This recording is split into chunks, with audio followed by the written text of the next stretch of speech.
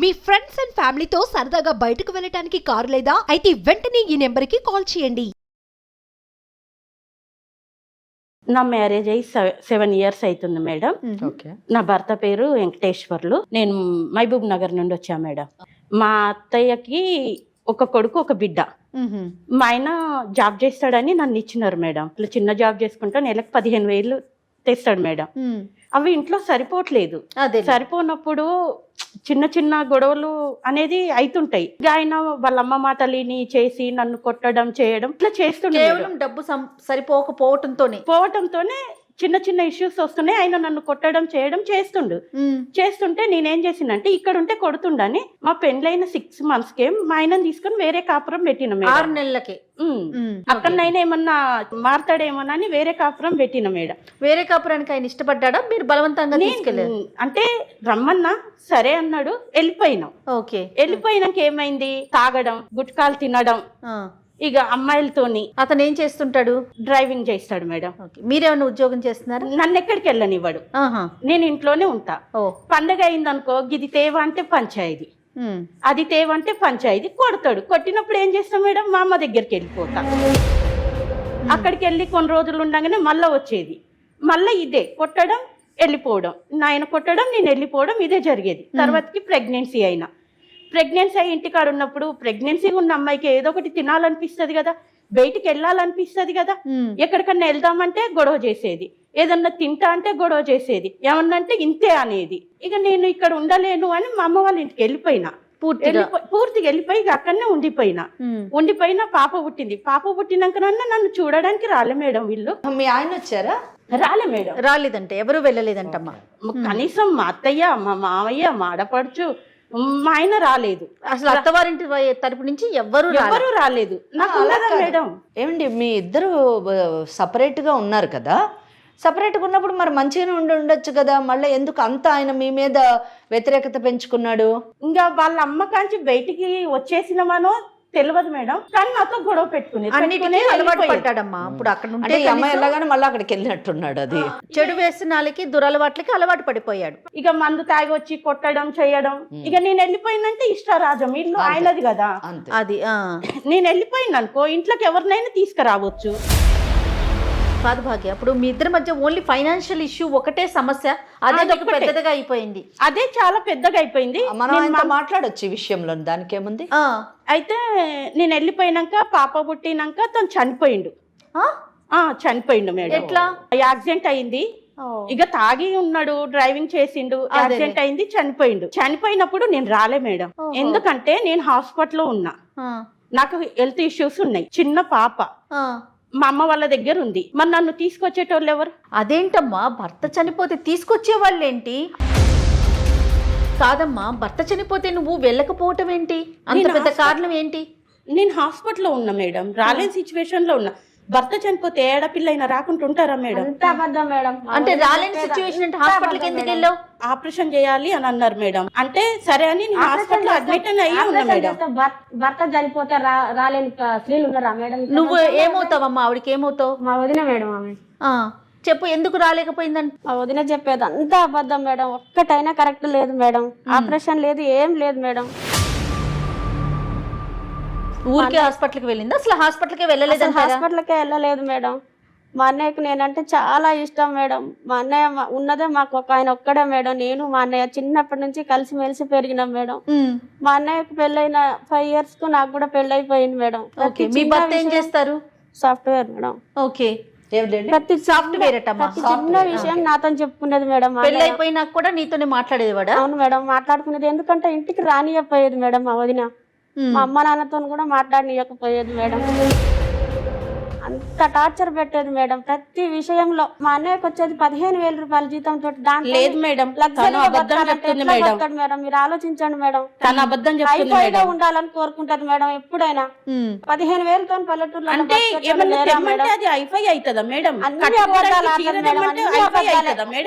నిజం లేదు మేడం. అవన్నీ నిజాలు అయితే చనిపోయిన 1 year అవుతుంది కదా మేడం. కనీసం మా అమ్మమ్మ నాన్నని చూస్తానికన్నా రావాలిగా మేడం. మేడం హాస్పిటల్లో ఉన్నా మేడం. డబ్బులు వచ్చినాయి నాకు కాదమ్మా. ప్రియారిటీ భర్తకి ఇవ్వలేకపోయింది మేడం. నాకు టైం పట్టింది చెప్పండి మేడం. మేడం, ఇట్లాంటి మరి మీరు ladies ఉంటారా మీ అన్న మేడం బిడ్డ ఉంది, ప్రపంచంలో మీ అన్న మీద ఎక్కడైనా? అంత ప్రేమ ఉన్నావి, మీ అన్న బిడ్డను చూడడానికి ఎందుకు రాలే?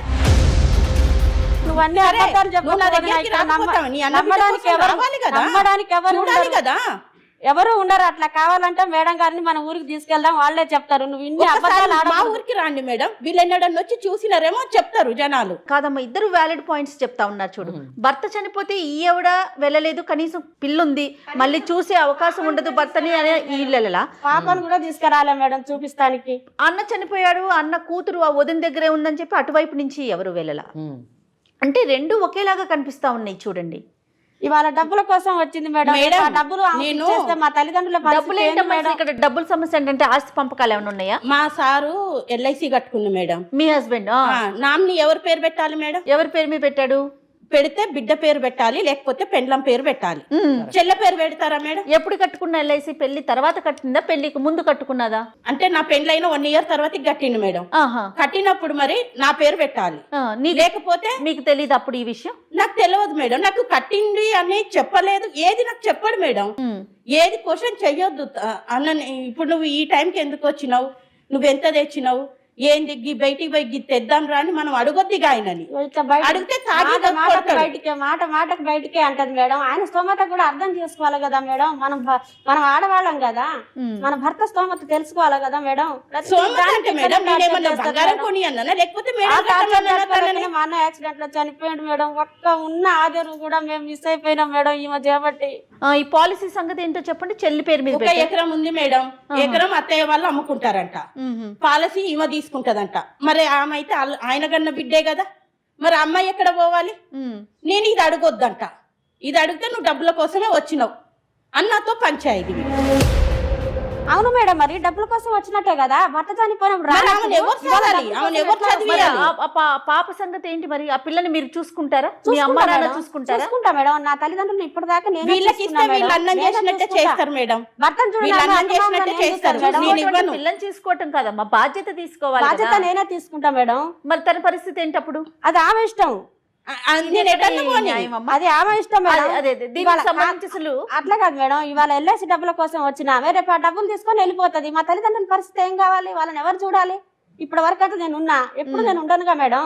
ఒక డబ్బులు ఇచ్చేస్తే ఆ డబ్బులు ఉన్నాయని కూడా మరి ఆయన బిడ్డ పరిస్థితి ఏంటి? ఆయన కన్నా బిడ్డే కదా, మరి ఆయన బిడ్డ పరిస్థితి ఏంటి మేడం? 25 లక్షలు వచ్చినాయి మేడం. 25 లక్షలు వచ్చినాయి మొత్తం మీ పేరు మీదే ఉన్నాయి. అవును మేడం. మా అన్నయ్యకి ఎలాంటి అలవాట్లు లేవు మేడం. అన్ని వచ్చినాకనే అన్ని ఎక్కడెక్కడ అన్ని లేనిపోయి ఆగం చేసుకొని పోదు మేడం. అమ్మ నీ వర్షన్ ఒకలాగా ఉంది, తన వర్షన్ అంటే రెండు భిన్న ధృవాల్లాగా ఉన్నాయి. నువ్వేమో అసలు ఏ అలవాటు లేవు, అసలుకి మా అన్నయ్య అంత మంచుడు ఈ ప్రపంచంలో లేడని నువ్వు చెప్తున్నావు. అంత దుర్మార్గుడు అలాంటి భర్త అసలు ఏ ఆడపిల్లకి రాకూడదు అన్నట్టుగా తను మాట్లాడతా. ఆమెకి ఆకాశానికి డిజైన్ లేస్తుంది మేడం. ఆమెకు అన్ని హైఫై కావాలి. ఏం లేవు మేడం. మా అన్నయ్యకి అప్పులు ఏం లేవు మేడం. అప్పులు అట్లాంటి మా అన్నయ్యకి అసలు అట్లాంటి అలవాటే లేదు మేడం. ఏ చిన్న అలవాటు కూడా లేదు మా అన్నయ్య. కేవలం ఈమె పెట్టే స్ట్రెస్ వల్లనే ఆయన యాక్సిడెంట్ లో చనిపోయాడు మేడం. అమ్మ చనిపోవడానికి యాక్సిడెంట్ కి స్ట్రెస్ కి సంబంధం ఏముంది చెప్పు? ప్రతిసారి ఫోన్లు చేసి విసిగిస్తుంటే ఎట్లుంటది మేడం? మేడం భార్య అన్ని తెచ్చి పెట్టు అని అడిగితే చచ్చిపోతుంది అంటే ఎంతమంది మగవాళ్ళు చచ్చిపోవాలి మేడం? అట్లా ఒక బిడ్డని ఒక భార్యను సాధలేను ఆయన. ఎందుకు తేట్లేవు, ఈ జీతం సరిపోవట్లేదు, నేను చేస్తా అన్నా, నువ్వు వెళ్ళొద్దు బయటకు అంటాడు. సాధలేడు అని అనకు వదిన, సాధలేడు అని అనకు. సాధలేదు చేస్తా అన్నప్పుడు నన్ను కూడా మరి పంపించు కదా. మీరు ఎక్కడ ఉంటున్నారు? నేను ఇక్కడ హైదరాబాద్ లో ఉంటా మేడం. మా అమ్మ మా నాన్నని ఇక్కడికి నా దగ్గర తెచ్చుకొని సాగుకుంటున్నా మేడం. అమ్మ నాన్న ఇద్దరు కూడా మీ దగ్గరే ఉంటారు మేడం. మరి ఇప్పుడు ఈవిడ ఎప్పుడు వచ్చారు మీ దగ్గరికి? అన్నయ్య చనిపోయినాక ఎన్ని రోజులకి మీ ఇంటికి వచ్చారు? డబ్బులు వచ్చినాయి అని తెలిసి వచ్చింది మేడం. అప్పటిదాకా అసలు ఆమె ఎక్కడుందో ఏం చేస్తుందో కూడా మాకు తెలియదు మేడం. కనీసము మా అత్త ఉంది మా మామ ఉందని జ్ఞానం కూడా లేకుండా అసలు వాళ్ళని పట్టించుకోకుండా అసలు ఉన్నారా వాళ్ళు కూడా లేరా అనే పరిస్థితిలో ఇప్పుడు ఆమె లేదు మేడం. కేవలం డబ్బు కోసమే కోడల్ని ముందర పెట్టుకొని ఇప్పుడు ఆ డబ్బు కోసం వచ్చింది మేడం. అంతే. ప్రేమ అనేది లేదు మేడం దగ్గర. ఇప్పుడు నీ భర్త నీ మాట ఇంటుండే కాబట్టి మీ అమ్మని తీసుకొని పోయి ఉంచుకున్నావు నువ్వు. అదే నా భర్త నా మాట ఇంటే మీ అమ్మ నాన్నని కూడా తెచ్చుకొని పెట్టుకుందా నేను. లాజిక్ బాగుంది. ఇప్పుడు నీ మాట విన్నాడు కాబట్టి నీవు అమ్మ నాన్నని నువ్వు తీసుకుపోయి నీ దగ్గర పెట్టుకున్నావు. ఏమో ఎంతసేపు ఉన్నా ఈమె మంచిది కాదు ఈమె మంచిది కాదు అని అంటున్నావు. మీ అన్న ఏం చేస్తే నేనేం మాట్లాడినా? కాదమ్మా, అసలు మీ మామగారు ఏం చేస్తా ఉంటారు, మీ నాన్నగారు? ఏం లేదు మేడం, ఉన్న ఎకరం దున్తారు, అల్ల వచ్చింది పండించుకుంటారు, తింటారు. ఇంకెట్లాగో కొడుకు బయటికి వెళ్ళి వచ్చిండు, కొడుకు తాగుతుండు, వాని పరిస్థితి ఎట్లుంటుందో అని ఆ ఎకరం కూడా అమ్ముకున్నారు మేడం. అమ్ముకున్నప్పుడు డబ్బులు ఇచ్చారా మీకు? ఇవ్వలేదు నాకు. ఓకే, అవి ఏమైనాయని నేను అడగొద్దు. డబ్బు ఏమైంది చెప్పరు, నేను అడగొద్దు. ఏమన్నంటే నువ్వు పెడుతున్నావా, ఏమన్నంటే నువ్వు పెడుతున్నావా, ఆ ఎకరం పొలం అయ్యి అడగొద్దన్నారు. సరే మీ అమ్మ మీ నాన్న కష్టం నేను అడగను. ఇప్పుడు నేను కొన్ని ప్రశ్నలు అడుగుతాను మిమ్మల్ని, ఆ ప్రశ్నలకు సమాధానం చెప్పండి.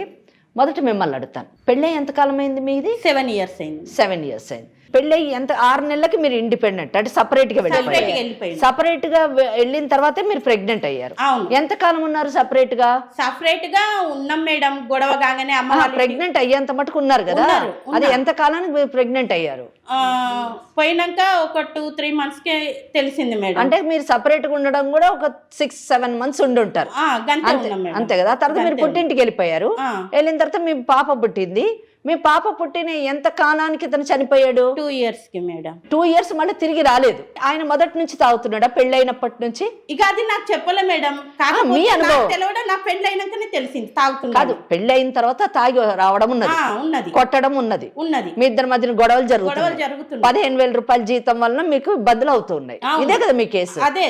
ఓకే, మీరు ఆగండి. ఇక్కడ మీ పుట్టిల్లు ఎక్కడమ్మా ఎగ్జాక్ట్లీ? మీ అమ్మ నాన్నగారిది మహబూబ్ నగర్ మేడం. మహబూబ్ నగర్. మీకు పెళ్ళయింది ఎక్కడ? పెళ్ళయి మీ భర్త మీరు ఎక్కడ ఉంటున్నారు? హైదరాబాద్ లో ఉంటున్నాం. హైదరాబాద్. మీరు ఉద్యోగం చేస్తున్నారా? లేదు మేడం, ఖాళీ హౌస్ వైఫ్. మీ వారు ఏం చేస్తారు? Software madam. సాఫ్ట్వేర్. ఎంత జీతం వస్తుంది? 70,000 మటుకు వస్తుంది మంత్. 70,000.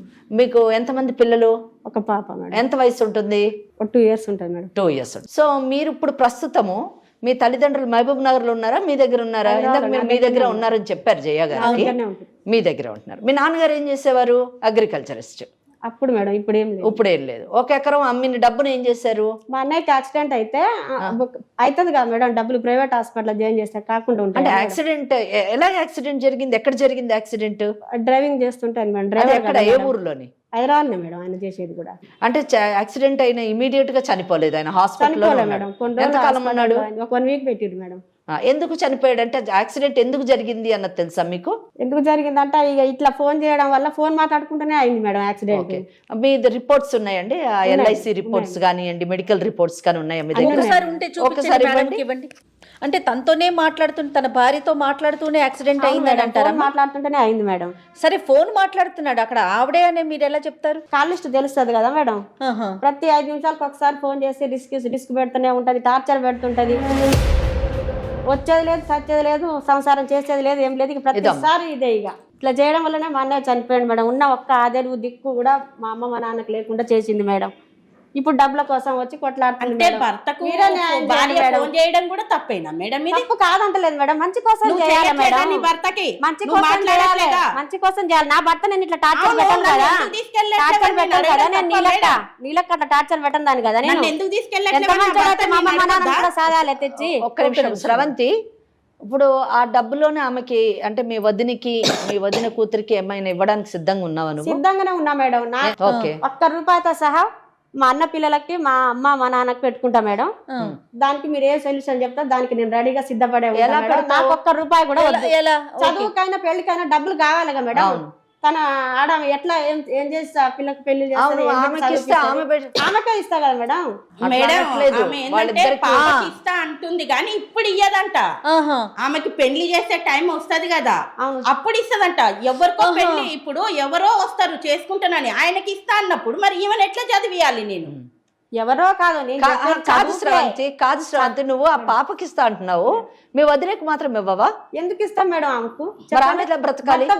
భర్త బ్రతికుండా అన్నం పెట్టడము, వస్తే మంచిగా మాట్లాడము, మంచిగా చూసుకోవడము, బట్టలు విండడము, అన్నం తిన్నావా, ఉన్నావా, పండుకున్నావా అన్న మాటలు. అది మీ కేసు అంతేగా మేడం. ఓకే, ఆమె ఎలా బ్రతకాలి? మీ వదిన ఎలా బ్రతకాలి? అది ఆమెకు తెలవాలి మేడం. అన్న వదిన కలిస్తేనే కదా నీకు పాప వచ్చింది. అవును మేడం, ఆమెకు ఆ సోయి ఉంటేనే కదా మేడం. ఆ సోయి ఉంటే ఇట్లా ఉంటది మేడం. వదిలేసినట్టు నేను బిడ్డని. భర్త చనిపోతే భార్య ఏ సిచ్యువేషన్ లో ఉన్నా వస్తుంది మేడం. మనం ఏ సమాజంలో బతుకుతున్నాం మేడం? నేను లేవలేని పరిస్థితిలో ఉన్నా మేడం. ఎంత లేవలేకుండా 10 మందిని బతలాడుకో. నా భర్త పోయిందంటే నాకు ఉండదా మేడం? మీకంటే ఎక్కువ నష్టం నాకే. భాగ్యం, మీ ఆడపడుచు నీకు డబ్బులు ఇవ్వను, మా అన్న కూతురికి ఆమె పెళ్లి టైంలో ఇస్తాను అంటుంది. మీరు మా దగ్గరికి ఎందుకు వచ్చారు? మేడం పెళ్లి టైం డబ్బులు ఇస్తే ఇప్పుడు ఎవరో చేసుకోవడానికి వస్తారు, ఆయనకి ఇస్తా అంటున్నారు. ఓకే, మీరు ఇప్పుడు మా దగ్గరికి ఎందుకు వచ్చారు? మరి ఇప్పుడు నా బిడ్డని ఏం పెట్టి చదివియాలి? నేనే యాడంగా తెచ్చి చదివియాలి. చదివిస్తా. చదువు సో మీకు మొత్తం అమౌంట్ కావాలి. పెట్టుకుంటా మేడం. మీరు ఇచ్చేయమంటున్నారా? ఆ పిల్లని మీరు ఇచ్చేసేయమంటున్నారా? ఇచ్చేసినా నాకు ఇచ్చేసినా నేను చదువుకొని ఆమెకు చదువు కాంచాలి పెళ్లి నేనే చూసుకుంటా మేడం. కాదమ్మా, ఇప్పుడు మీరు పెళ్ళప్పుడే డబ్బులు ఇస్తానంటున్నారు, అంతేనా? అంతే మేడం. ఇప్పుడు వదిలేమంటున్నారు, మరి నేను ఆ పిల్లని ఎలా పోషించాలి, ఎలా చదివించాలి? చిన్న పిల్ల పెంచి పెద్ద చేసి పెళ్లి తర్వాత కదా 3వ రోజు ముచ్చటది. పరిస్థితి ఏంటి? డబ్బుల కోసమే మా అన్నని అంత టార్చర్ చేసి చంపిన ఆయన ఆమెకి ఇవాళ 25 లక్షలు ఆమె చేతికి నేను ఇచ్చేస్తే రేపు నా కోడల పరిస్థితి ఏంది మేడం? ఆ డబ్బులు ఇవ్వగానే అట్లా వెళ్ళిపోతుంది. బిడ్డ మేడం ఎట్లా మేడం? ఆమె నా కోడలు అంటున్నా మేడం. ఇవ్వను. నా అన్న బిడ్డకు నేను ఇట్లా అన్యాయం ద్రోహం చేయని మేడం. డబ్బులు ఇవ్వగానే అట్లా వెళ్ళిపోతుంది. తర్వాత ఆమె పరిస్థితి మేడం. అమ్మ మా నాన్న ఎవరు చూడాలి? సో అప్పుడు మీ అమ్మా నాన్నే చూసుకోవాలి, మీ మేనకోడలు పెళ్ళప్పుడు మాత్రమే డబ్బులు ఇస్తానంటారు. అంతే మేడం. మీరేమంటారు? లేదు మేడం, నా భర్తకు వచ్చినాయి నా పిల్లకి ఇవ్వాలి. ఇవ్వను. నీ భర్త అని నువ్వు ఆయన చూసుకోవాలి. మీ అత్త మామని మీరు చూసుకుంటారా? ఉంటే చూసుకుంటాం మేడం. ఈమె చూడదు. వాళ్ళు ఉండరు మేడం. చూడదు మేడం. ఈమె మంచిగా చూస్తే ఎందుకు ఉండరు మేడం? ఏంటమ్మా ఈ సమస్యకి పరిష్కారం ఏంటి? అసలు ఏం మాట్లాడాలి? ఈ సమస్య నిజానికి చాలా క్రిటికల్. సో ఇక్కడ ఇది ప్యూర్లీ ఒక విధంగా చెప్పాలంటే కుటుంబ సమస్య అంతే, కానీ ఆర్థిక పరంగా ముడిపడి ఉన్నటువంటి సమస్య. ఇక్కడ వదిన మన ముందు ప్రజెంట్ చేసినటువంటి కేసు నేను అబ్సల్యూట్లీ కరెక్ట్ అని నేను అనుకుంటున్నాను. ఎందుకు కరెక్ట్ అంటే ఆమె అనేక కష్టాలు అయితే పడ్డది. ఇక్కడ జీతం కేవలం 15,000 రూపాయలు. ఆ 15,000 రూపాయల్లోని ఇటు కుటుంబాన్ని నడిపించాలి. చిన్న చిన్న కోరికలు ఉంటాయి.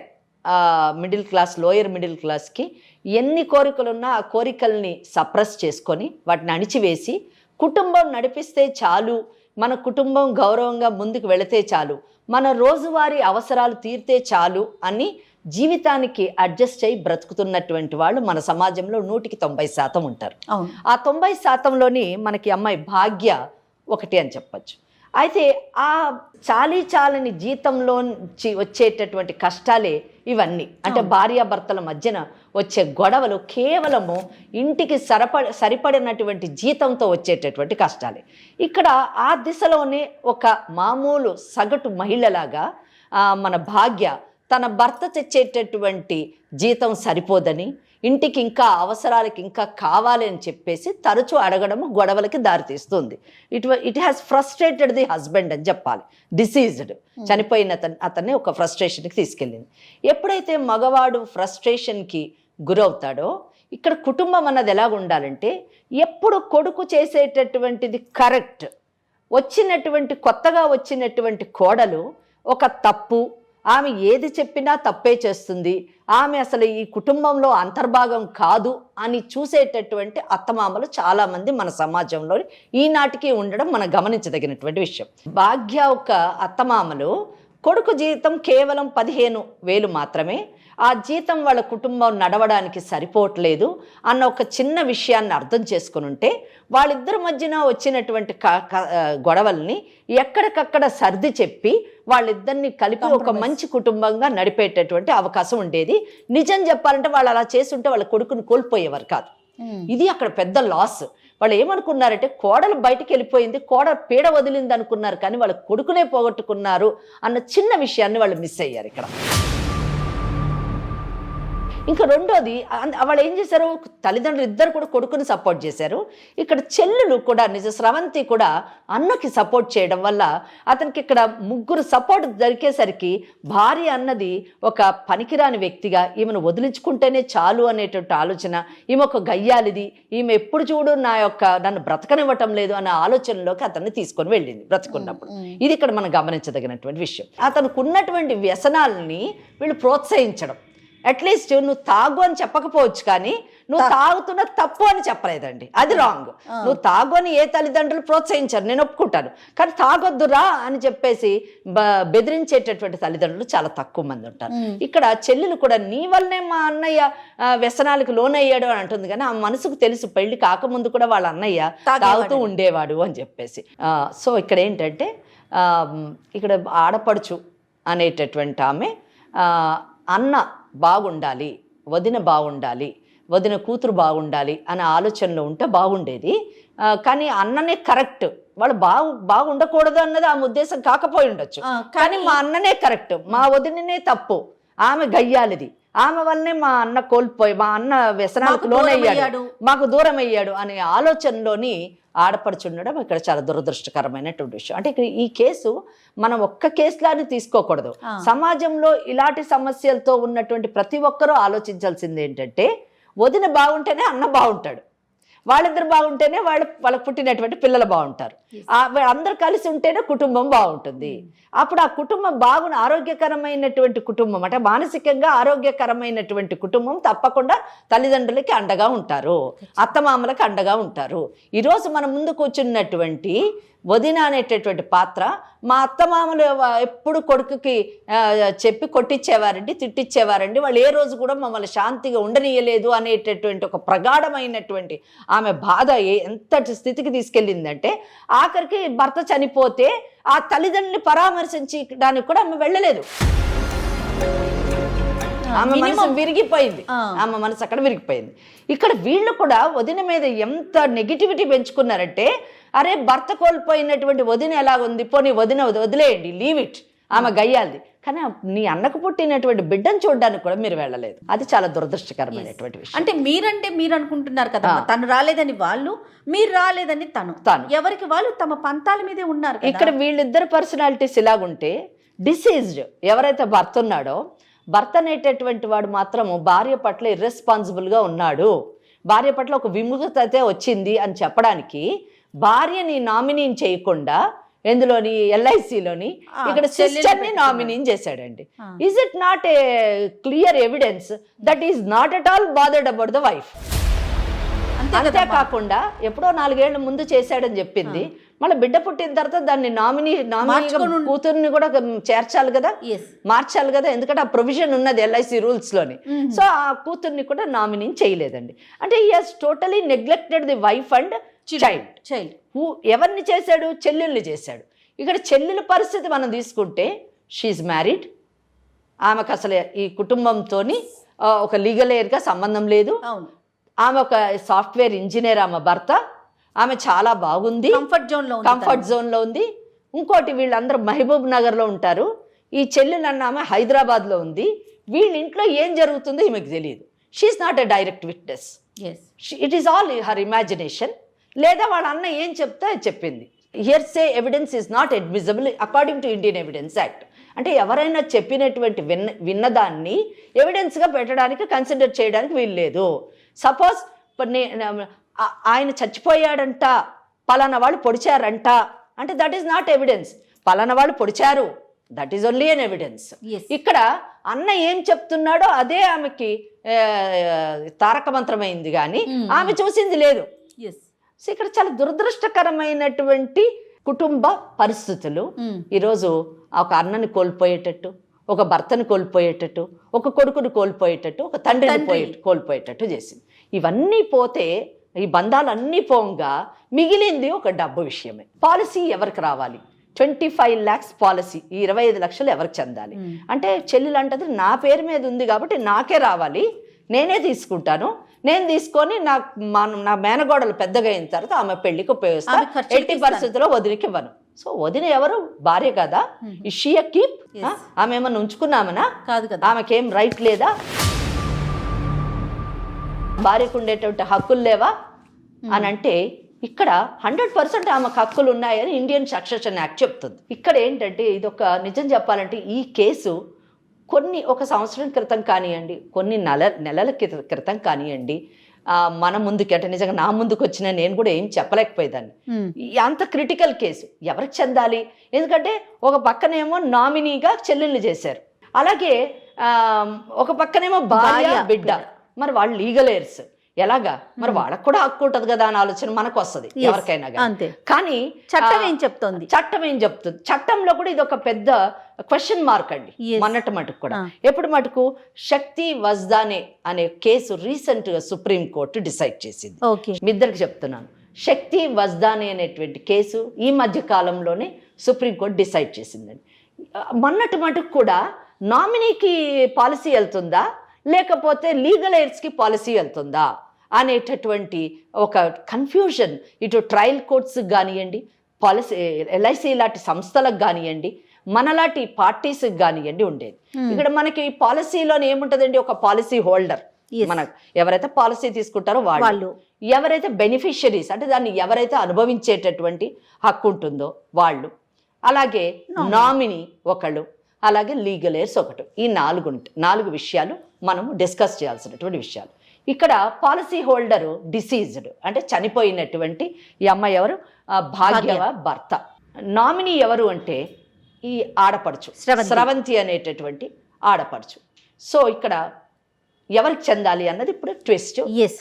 అది మనము నిజం చెప్పాలంటే మీరు కానివ్వండి, నేను కానివ్వండి, ఒక సెంటిమెంట్తోనో ఒక కంపాషన్తోనో మనము ఈమెకే చెందాలి లేదా ఆమెకి ఆడపడుచుకే చెందాలి లేదా సగభాగం చేసుకోండి అని డిసైడ్ చేయడానికి లేదు. సుప్రీంకోర్టు చాలా క్లియర్లీ చెప్పాను కదా, శక్తి వజ్దానే కేసులో ఏమని చెప్పిందంటే ఎవరినైతే నామినీ చేస్తారో నామినీ ఎవరినన్నా చేయొచ్చు. అంటే నిజం చెప్పాలంటే ఎల్ఐసి రూల్స్ ప్రకారము నామినీని ఎవరినన్నా చేయొచ్చండి. నన్ను చేయొచ్చు, మిమ్మల్ని చేయొచ్చు, ఇంకో ఎల్లైనా చేయొచ్చు, పుల్లైనా చేయొచ్చు, స్రవంతిని చేయొచ్చు, ఈ అమ్మాయి భాగ్యాన్ని చేయొచ్చు. కానీ మోస్ట్ ప్రాబబ్లీ చాలా మటుకు ఎక్కువగా భార్యని, బిడ్డల్ని, తల్లిదండ్రుల్ని చేస్తూ ఉంటారు. కానీ ఎల్ఐసి రూల్స్ ప్రకారం ఫ్రెండ్ని కానివ్వండి, ఇంకెవరినైనా కూడా కార్పొరేట్ కంపెనీస్ వచ్చిన తర్వాత ఎంతో మందిని నామినీస్ని చేస్తూ ఉంటారు, వాళ్ళ కంపెనీలో ఉన్నటువంటి డైరెక్టర్స్ని వాళ్ళని. So it doesn't mean that ఎవరినైతే నామినీ చేశారో ఆ నామినీలు బెనిఫిషియరీస్ అయిపోవడానికి వీలు లేదు. కంపెనీస్ బిజినెస్ వరల్డ్లోని బిజినెస్ని ప్రొటెక్ట్ చేయడానికి నామినీ అనేటటువంటి పాత్ర వచ్చింది, కానీ nominee is not a beneficiary unless and until nominee and legal heir are both are one and same. Suppose ఒక పెద్ద రిచ్ మ్యాన్ ఉన్నాడు, ఆ రిచ్ మ్యాన్కి ఏ కొడుకున్నాడు, ఆయననే నామినీ, ఆయననే లీగల్ ఎయిర్, దెన్ ఆయనే బెనిఫిషియరీ అవుతాడు. కానీ ఆ రిచ్ మ్యాన్కి నేను డాటర్, మీరు నామినీ, ఆయనకు రిచ్ మ్యాన్కి ఏమన్నా అయితే as a legal heir I'm a beneficiary, you are not a nominee, only for the company sake you are made as a nominee. So దాన్ని ఇక్కడ ఈ కేసులోని, ఎందుకంటే nominee is only a trustee, nominee అన్న పాత్ర ఒక ట్రస్టీ మాత్రమే. So ఇక నామినీకి లీగల్ ఎయిర్కి తేడా ఉంది. నామినీ కేవలం trustee, legal air is the beneficiary. Nominee only ఒక స్టేటస్ని కలిగి ఉంటుంది, కానీ లీగల్ ఎయిర్ అన్నది ఎవరైతే పాలసీ హోల్డర్ ఉంటారో దాన్ని క్లెయిమెంట్, ఆయన క్లెయిమెంట్ అవుతాడు అనమాట, ఆయన అనుభవించగలుగుతాడు లీగల్ ఎయిర్. ఎందుకంటే ఒకవేళ నామినీ కానీ అనుభవిస్తే సక్సెషన్ యాక్ట్ని డామినేట్ చేసినట్టు అవుతుంది. మరి సక్సెషన్ యాక్ట్లోని భార్య పిల్లలు మరి భర్త యొక్క నెక్స్ట్ స్టెప్లోకి వచ్చినప్పుడు, భర్త అడుగులోకి వచ్చినప్పుడు వాళ్ళ రైట్ని నామినీ తీసుకుంటే వీళ్ళేం కావాలి, సక్సెషన్ యాక్ట్ దెబ్బతింటది. కనుక nominee is only a trustee, you can just withdraw the amount and that amount has to be transferred to the legal heirs and they have to enjoy the property.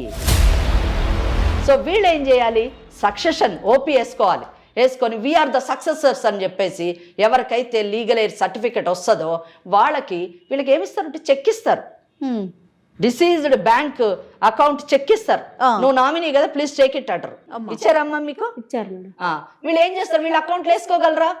వేసుకోలేరు. ఒకవేళ వేసుకున్నా కానీ ఎవరు legal aero వాళ్ళకే ఆ amount అవుతుంది. మరి ఆ legal air ఎవరు అని వాళ్ళకేం తెలియాలి, బ్యాంక్ వాళ్ళకి నేను లీగల్ ఎయిర్ అని 100 మంది వస్తారు. సో లీగల్ ఎయిర్ సర్టిఫికేట్ ఎవరు తెచ్చుకుంటారో, సక్సెషన్ సర్టిఫికేట్ ఎవరు తెచ్చుకుంటారో వాళ్ళకి అది ప్రెజెంట్ చేసినప్పుడు బ్యాంక్ ఆ అమౌంట్ రిలీజ్ చేస్తుంది. So her role is only postman's role.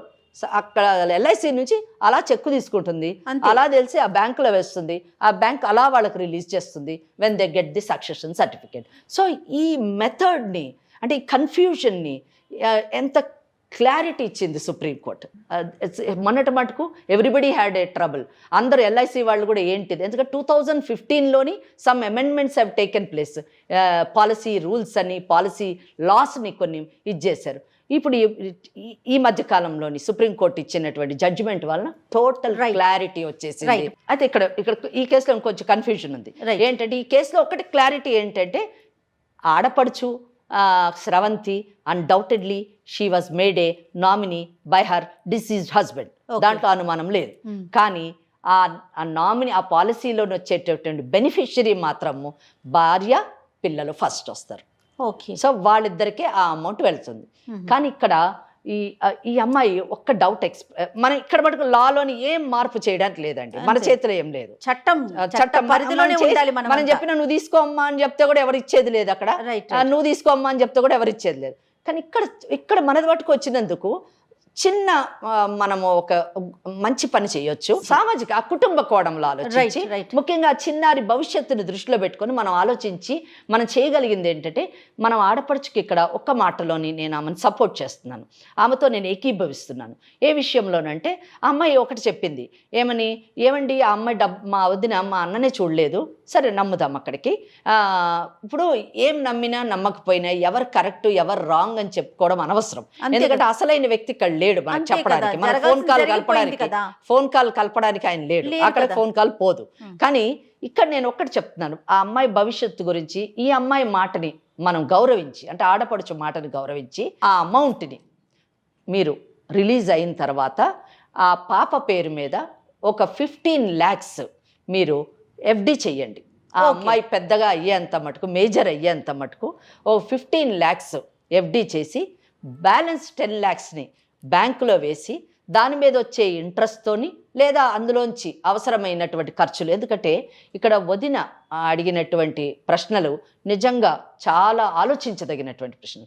డబ్బంతా అమ్మాయి పెళ్లికేస్తే, చిన్నపిల్ల పెళ్లికేస్తే మరి వీళ్ళు ఎలా బ్రతకాలి, ఏం తినాలి, ఆ అమ్మాయి చదువు ఎలా చెప్పించాలి, చదివియాలి కదా, అది చాలా ఇంపార్టెంట్ కదా. ఇప్పుడు మీ అన్నయ్య చదువుకోనందుకే జీవితం ఎలా అయింది, మీ వదిన చదువుకోనందుకు జీవితం ఎలాగైంది, నీ అదృష్టం ఏదో బాగుండి నీకేదో సాఫ్ట్వేర్ ఇంజనీర్ వచ్చాడు నువ్వు బ్రతుకుతున్నావు, మీ తల్లిదండ్రులు చదువుకోలేక ఉన్న ఎకరం పొలం అమ్ముకొని వాళ్ళని పంచన చేరారు. ఇటువంటి పరిస్థితుల్లోని చదువు ఎంత ఇంపార్టెంట్ ఆర్థికంగా నిలదొక్కుకోవడానికి అన్న విషయాన్ని మనం గుర్తించి ఆ పాప చదువుకోవడానికి డబ్బులు అవసరం కాబట్టి ఆ అమ్మాయికి ఎఫ్డి చేసి ఈ 10 లక్షలతోని వీళ్ళు బ్రతకడము, అలాగే దాని మీద వచ్చే ఇంట్రెస్ట్తోని వాళ్ళ జీవనోపాధి, ఆ అమ్మాయి కూడా ఏదో పని చేసుకుంటూ బ్రతుకుతూ ఆ అమ్మాయిని మీరు కూడా వీలైతే ఆర్థికంగా సహకరించి ఆ అమ్మాయిని చదివించారు. ఈ అమ్మాయి వయసు 35 ఏళ్ళు, గబక్కని ఈ అమ్మాయి వేరే ఎవరినన్నా పెళ్లి చేసుకుని వెళ్ళిపోయింది అనుకోండి, ఆ అమ్మాయి భవిష్యత్తు ఏమవుతుంది? ఇప్పుడు నీ చెప్పింది నీకు అర్థమైందా? చట్టము చాలా పగడబందీ ఉంది. మనం కొన్ని సందర్భాల్లోని చట్టాన్ని మనకు అనుకూలంగా మనము మలుచుకుంటూ ఉంటాం. కానీ ఇక్కడ మీ కేసుకు సంబంధించినటువంటి చట్టం అంటే సుప్రీంకోర్టు చాలా క్లియర్గా చెప్పేసింది అనమాట, ఎవరికి డబ్బు రావాలి ఎవరికి వెళ్ళాలి, దట్స్ ఆల్. కనుక ఇక్కడ ఈ కేసులో ఏంటంటే 100% మీ వదిన కూతురికే వెళ్తుంది. ఇక్కడ మీరు చేయాల్సింది ఏంటంటే, మీకు కూడా చెప్తున్నానండి, ఇక్కడ మీరు ఇన్ని రోజులు మా ఆడపడు చెడ్డది, మా అత్త మామ చెడ్డది ఒక ఫిక్స్ అయిపోయారు, వీళ్ళ వల్ల నా భర్త ఇలా తయారయ్యాడు, నా జీవితం ఇలాగ నాశనం అయింది అనే ఆలోచనలో మీరు, ఈ అమ్మాయి ఏమో మా వదిన చెడ్డది, మా వదిన వల్లనే మా అన్నను మేము కోల్పోయాము, మా అన్న మాకు దూరం అయ్యాడు అనే ఆలోచనలో ఆమె ఉంది. ఎవరి గురించి అయితే అనుకున్నారో అతను వెళ్ళిపోయాడు హ్యాపీగా, ఆయనకి ఇంకే ప్రాబ్లం లేదు, రెస్పాన్సిబిలిటీ లేదు. ఎటు తిరిగి ఉన్న మీ ముందే జీవితము భవిష్యత్తు ఉంది. కనుక మీరందరూ ఇప్పుడైనా కనీసం మీ అత్త మామ మీరు మీ ఆడపడుచు, అమ్మ నువ్వు కొంచెం మంచి పరిస్థితిలో ఉన్నావు కాబట్టి మంచిగా ఆలోచించి, అమ్మాయి జీవితం ఎలాగో నాశనం అయిపోయింది, భర్తను కోల్పోయింది, నువ్వు నీ అన్నలు ఎలా కోల్పోయావు, ఆమె పసుపు కుంకుమలు కోల్పోయింది. కనుక నువ్వు కొంచెం దయతోని, ఒక ఆడపిల్లలాగా సహృదయతతోని, కొంచెం ఒక చిన్న పిల్ల ఉంది, ఇంకొక ఆడపిల్ల ఉంది, కనుక నువ్వు మీరందరూ కూర్చొని ఆలోచించి చక్కగా ఎలాగా ఆ బిడ్డను చదివిద్దాము, ఆ అమ్మాయికి ఎటువంటి భవిష్యత్తు ఇద్దాము అని ఒక ఆలోచన చెయ్యండి. ఆలోచన చేసి ఈ అమౌంట్ నేను చెప్పినట్టుగా, ఓకే మీకు ఫిగర్స్ నచ్చకపోతే ఫిగర్స్ మార్చుకొని మీరు ఎఫ్డీస్ చేసి మీరు వీలైనంత మీరు కూడా ఆర్థికంగా ఆ బిడ్డ చదువుకోవడానికి సహకరించండి. ఒకటి అందరూ కలిసి ఆ ముసలి తల్లిదండ్రులకి మీ వంతు ఏమన్నా చేయగలిగితే మీరు చెయ్యండి. కూతురుగా మీ బాధ్యత ఏమండి, సక్సెషన్ యాక్ట్ అమెండ్ చేసిన తర్వాత ఆడపిల్లలు ఆస్తులు పంచుకోవడమే కాదండి, బాధ్యతలు కూడా పంచుకోవాలి. కాబట్టి మీరు చూసుకుంటున్నా అని చెప్పారు, మీరు చూసుకోండి. ఏదో దేవుడి దయ వల్ల ఆమెకు కూడా ఏ ఉద్యోగం అన్నా వచ్చి ఏదన్నా 4 డబ్బులు సంపాదించుకోగలిగితే మన బిడ్డతో పాటు మీ అమ్మ నాన్న కూడా తన బిడ్డలు అనుకొని ఒక ముద్ద పెడుతుంది, దాంట్లో ఏం ప్రాబ్లం లేదని అనుకుంటున్నాను. ఆ మంచితనం మీరు కూడా చూపించాలి మేడం. నేను పనికి వెళ్తే నా బిడ్డను చూడడానికి కూడా ఒకరు ఉండాలి కదా. మంచి మాట చెప్పారు. ఉండాలి మీరు నన్ను అడిగితే మీ అత్త మామ మీరు మీ బిడ్డ కలిసి ఉండండి, మీరు ఆర్థికంగా మీ అమ్మ నాన్న కొంచెం హెల్ప్ చేస్తుండండి, ఆ చిన్న పిల్లని కూడా కంట కనబెడుతూ ఉండండి. నో డౌట్ మీ మీద అన్ని రెస్పాన్సిబిలిటీస్ మీ మీద వేస్తున్నామని మేము అనుకోవద్దు. మీరు మీ అన్న కదా, మీ అన్న కూతురు, ఎంత ప్రేమ ఉంటే మీ మీద పాలసీ పెట్టాడు, మిమ్మల్ని నామినీగా కదా మేడం. ఆ ఒక్క నమ్మకంతో కదా మేడం నా మీద ఇచ్చింది. మీ డబ్బులు ఊరికే నా చెల్లెకి ఇస్తారా? నేనేం చెప్తున్నా అంటే అది సొల్యూషన్. దో లా ఏం చెప్తుంది, లా ఆమెకే చెందుతుంది అని చెప్తుందండి. కానీ నేనేం చెప్తున్నానంటే ఆమెకి చెందినటువంటి డబ్బుని మీకు డౌట్ ఉంది కాబట్టి ఎఫ్డి చేయండి, ఫిక్స్డ్ డిపాజిట్ చేయండి. చేస్తే మీ కోరిక తీరుతుంది, ఆమె కోరిక తీరుతుంది, పిల్ల భవిష్యత్తు కూడా బాగుంటుందండి అని నేను అనుకుంటున్నాను. చాలా మంచి సొల్యూషన్ అమ్మా, చాలా చక్కగా మీరు ఆలోచించండి, మీరే ఆలోచించుకోండి అమ్మా. చక్కటి నిర్ణయం. ఇప్పుడు కోర్టుల చుట్టూ తిరగటం మీ జీవితం అయిపోతుంది, అమ్మాయి జీవితం అయిపోతుంది. అనవసరంగా అక్కడ దాకా వెళ్ళే కన్నా సమస్య చాలా చిన్నది, పరిష్కారం పెద్దది, సమస్య చిన్నదే. చక్కగా దానికి మంచి సొల్యూషన్ చెప్పారు కాబట్టి సార్ట్అవుట్ చేసుకోండి. వాళ్ళ తల్లిదండ్రులు మీరు చూసుకోండి. మీ అత్త మామమ్మ, ఆమె తల్లిదండ్రులతో పాటు నీకు కూడా అత్త మామ కదా, మీరు చూసుకోండి. అమ్మ మీ కాపురం మీరు శుభ్రంగా చేసుకుంటూ వీళ్ళు మంచి చెడు చూసుకుంటూ ఉండండి అమ్మ చెప్పినట్టుగా. సో ఏదేమైనా స్రవంతి, మీ అన్న గురించి నీకు బాగా తెలుసు, ఆయనకున్నటువంటి అవలక్షణాల గురించి కూడా మీకు తెలుసు. దానివల్ల మీ వదిన జీవితం పాడైందన్న విషయం కూడా తెలుసు, ముఖ్యంగా తాగుడు వలన. కనుక పోయిన ఆయన ఎలాగో పోయాడు అవన్నీ మర్చిపోయి మీ వదిన మీద వ్యతిరేకత మానుకొని మీరందరూ కలిసి ఒక మంచి నిర్ణయం తీసుకొని ఆ పిల్ల భవిష్యత్తు ఇది చేస్తే బాగుంటుంది. అంతే కదా? అంతే. సో ఏదేమైనా విన్నారు కదమ్మా, దాన్ని బట్టి ఆ డబ్బుల్ని ఎలా చేయాలి, ఎలా సమానంగా పంచుకోవాలి, అందరికీ న్యాయం జరిగేలాగా, అందరూ సంతోషంగా ఉండేలాగా మంచి నిర్ణయం తీసుకోండి. అంటే వాళ్ళు ఏమనుకుంటున్నారు, ఆడపడుచు ఏమనుకుంటుందో ఒకసారి అడగండి. రైట్ మా, మర్చిపోయాను. మీరేమనుకుంటున్నారు? ఇప్పుడు మొత్తం విన్నారు మేడం చెప్పిందంతా కూడాను, నీకేమనిపిస్తుంది? ఇప్పుడు మేడం గారు కూడా మా మంచి కోసమే ఆలోచించారు కదా మేడం, మా వదిన కోడల కోసమే కదా ఆలోచించింది. నేను కూడా కాంప్రమైజ్ అయినాను, వాళ్ళు కూడా బతకాలి కదా మేడం అన్న విధంగానే ప్రొసీడ్ అవుతాం మేడం. ఓకే, మరి మీరు? మేడం ఎట్లా చెప్పినారో నేను కూడా అట్లా మీ మీద బాధ్యత ఇంకా పెరిగింది. మీ బిడ్డతో పాటు మీ అత్త మామలు కూడా చూసుకోవాలి, ఆ బాధ్యత ఉంది, అది మర్చిపోకండి. ఇక్కడ జయ గారు మనం ఏం చేయలేము, లా ఇంతే, ఇంతవరకే చెప్తుంది, మనము చెప్పగలము. అమ్మ ఏం మాట్లాడినా మనకి చట్టానికి లోబడి అంతే. Solution is this, that's all. Only ఆ తర్వాత జరిగేదంతా కూడా వాళ్ళ యొక్క మంచితనం మీద, వాళ్ళ సంస్కారం మీద ఆధారపడి అంతే.